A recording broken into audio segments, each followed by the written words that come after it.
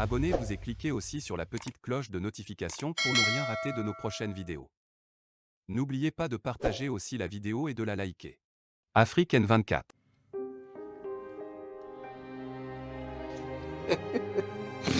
Chef, tu me provoques ou quoi?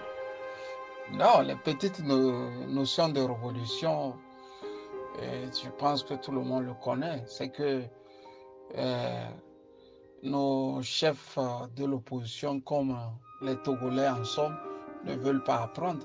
Même si on ne veut pas apprendre, ou on ne voit pas, on ne connaît pas, on peut aussi imiter, et par exemple. Voilà. Cette question de grève des enseignants n'est pas une question vraiment des enseignants seulement. C'est une question du peuple. C'est tout le peuple qui en pâtit. Tant vaut l'école, tant vaut la nation. C'est Yadema qui nous l'a appris ainsi. Et pourquoi maintenant avec le fils, et cette maxime ne s'y prête plus? Non, quelque part, il y a une génération qui est partie, il y a une autre qui est arrivée, et celle qui est arrivée n'arrive pas à rassembler les petites notions qui peuvent ou qui doivent l'aider à s'en sortir. C'est comme si c'est une génération un peu désemparée, un peu perdue, parce qu'il n'y a pas de leader. Qu'on le veuille ou pas, quand Ninevi Léopold sortait, on sentait en lui un leader. Quand Edem Kodjo sortait, on sentait en lui un leader. Quand Agbobo sortait, on sentait en lui un leader. Même Aïva et Zarifou, quand il parlait, on sentait un leader qui vous parle. Donc, depuis cette génération est partie, vous n'allez pas me dire que nos petits frères vont aller écouter Guéritama. Vous allez l'écouter pour apprendre quoi? Ça ne s'y prête pas. C'est pas ça. Vous allez me dire que bon, nos petits frères, nos enfants vont aller apprendre le garde du nid ou bien comment vous les appelez encore. Je ne connais même pas leur nom. Non. Vous voyez devant vous, c'est des gens qui ne vous apprennent absolument rien, au fait. Ils sont dans leur monde, ils sont dans leur cocon. Et bon, c'est la politique. Bon, on se remplit les poches, on fout le camp. C'est ça pour eux la politique. Mais quand vous prenez ceux de 90, il y avait ce goût d'être comme ils sont ou de devenir ce qu'ils ont été. Vous voyez, tout le monde voulait parler comme Léopold Ninevi. Tout le monde voulait ressembler à Eden Kodjo. Même Jean Yaovi Degli. On voulait le ressembler. Vous voyez? Donc, quand vous voyez la nouvelle vague qui est arrivée actuellement, mais quel Togolais veut ressembler à Forge Nassimi? Quand on était au lycée Sainte-Marie, il y avait ce garçon-là, Pelou, si je me rappelle encore du nom. C'est au passage, s'il se rappelle de moi, je le salue des deux mains, qui imitait la démarche des démons. Et il imitait tellement bien que ça nous faisait rire. Ben, vous voyez quelqu'un marcher comme Faure Gnassingbé? La nonchalance là de Faure Gnassingbé, vous voyez un Togolais s'y prêter à ça? Vous voyez un Togolais s'y prêter au discours de Faure Gnassingbé? Et Adema ne savait pas lire et écrire. Mais quand il faisait un discours, tu as envie de l'écouter. C'est ça la triste réalité. Tu as envie de l'écouter. Bon, les petites notions de révolution, je crois savoir que chaque chef, quand on crée un parti dans une dictature, on peut quand même insuffler ça à la population. Insuffler à la population. Vous avez vu la révolution du Maïdan. Bien que cette révolution a été financée par la CIA et consorts, mais il y avait une petite volonté des Ukrainiens, plus ou moins. La preuve est que c'est avec des températures de moins 2, moins 4, moins 10, moins 15 qui sont relayés. Ceux qui devraient travailler à midi et à 14 heures quittaient, et ceux-là qui ont travaillé de 6 heures viennent les remplacer. Ceux-là qui ont travaillé de nuit viennent remplacer ceux-là qui étaient au petit matin. Sous le froid, vous les voyez mettre du feu, se chauffer les pieds et les mains. Dieu ne nous a pas aussi punis que ça. Pourquoi chez nous, ça ne marche pas? On s'en va, d'abord c'est le tyran qui trace les routes sur lesquelles on doit faire la révolution. Déjà à midi, tout le monde veut aller boire son jobon. Quand on prend la rue, on ne doit plus la quitter. C'est comme ça la révolution. Quand vous prenez la rue là, vous ne la quittez plus jusqu'à ce que le tyran tombe. Si vous la quittez, le tyran va se requinquer. Il revient en force, il vous écrase. Vous voyez, ce sont les erreurs que Tipeee a fait. Ce sont des erreurs de Tipeee, ça. Je ne sais pas comment il a peaufiné ces trucs, mais ce n'était pas une révolution.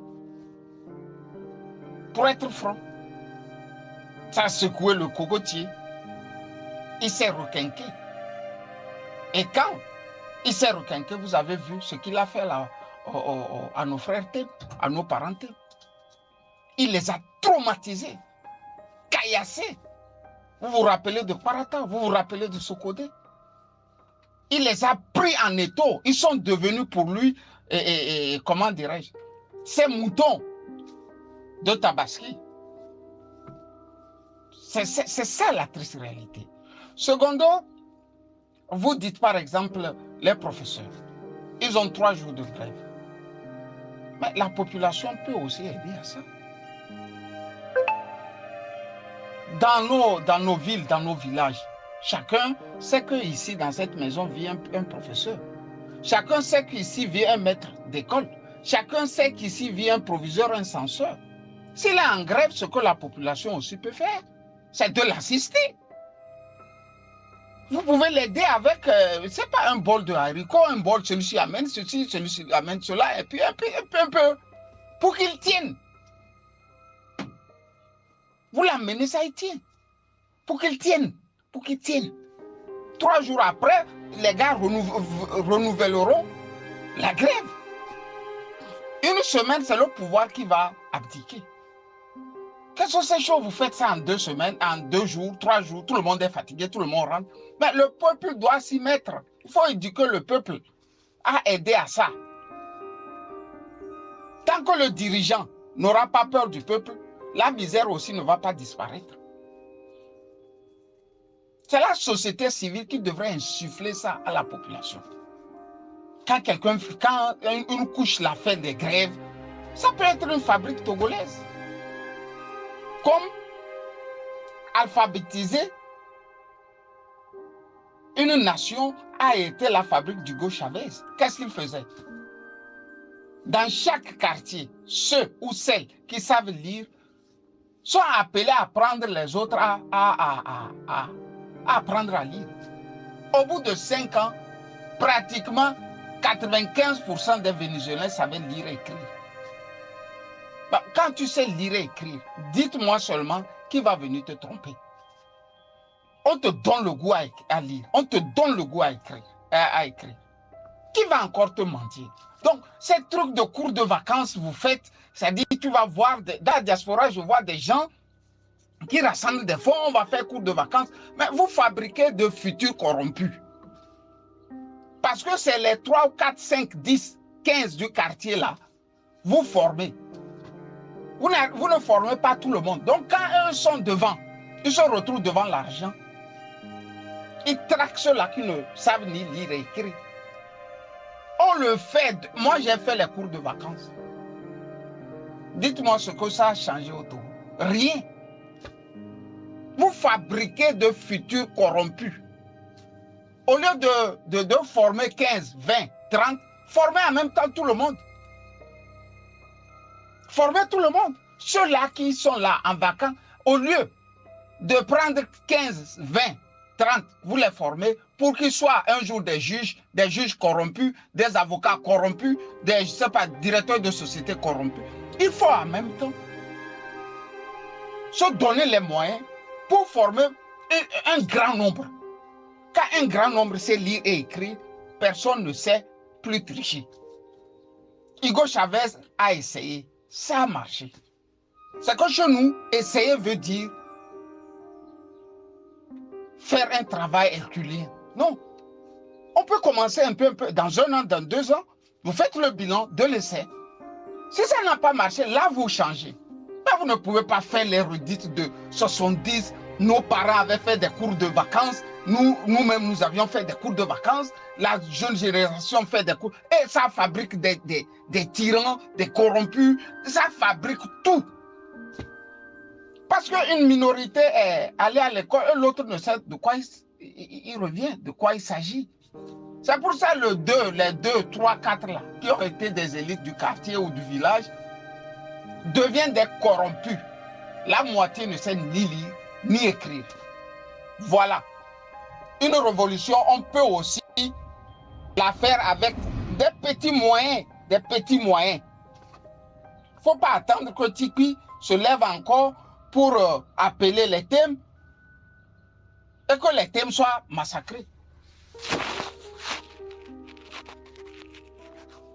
Voilà. Bonne journée. Bye bye.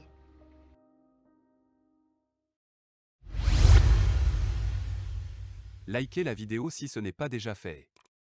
Laissez aussi votre point de vue en commentaire.